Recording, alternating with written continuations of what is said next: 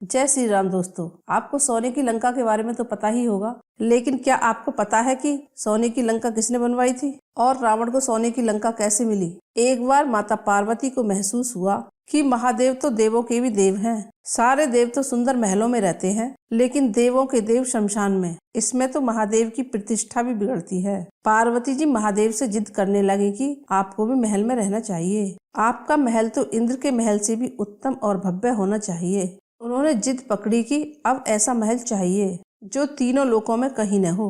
महादेव ने समझाया कि हम तो ठहरे योगी, महल में तो चैन ही नहीं पड़ेगा। महल में रहने के बड़े नियम विधान होते हैं। मनमौजी मस्त मौलाओं के लिए महल उचित नहीं है।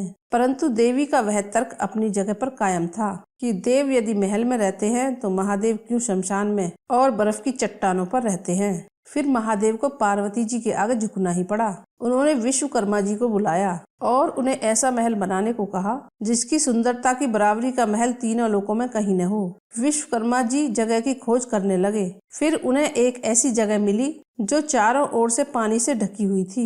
बीच में 3 सुंदर पहाड़ दिख रहे थे। उस पहाड़ पर तरह तरह के फूल और वनस्पति थे। विश्वकर्मा जी ने माता पार्वती को उसके बारे में बताया तो माता प्रसन्न हो गयी और एक विशाल नगर बनाने का आदेश दिया। विश्वकर्मा जी ने अपनी कला का परिचय देते हुए वहाँ सोने की अद्भुत नगरी ही बना दी। फिर माता पार्वती जी ने गृह प्रवेश का मुहूर्त निकलवाया। विश्वा ऋषि को आचार्य नियुक्त किया गया। सभी देवताओं और ऋषियों को निमंत्रण मिला। जिसने भी महल को देखा वह उसकी प्रशंसा करते नहीं थका। गृह प्रवेश के बाद महादेव जी ने आचार्य से दक्षिणा मांगने को कहा। सोने की लंका देख विश्वा ऋषि का मन उस नगरी पर ललचा गया था, इसलिए उन्होंने महादेव जी से दक्षिणा के रूप में लंका ही मांग ली।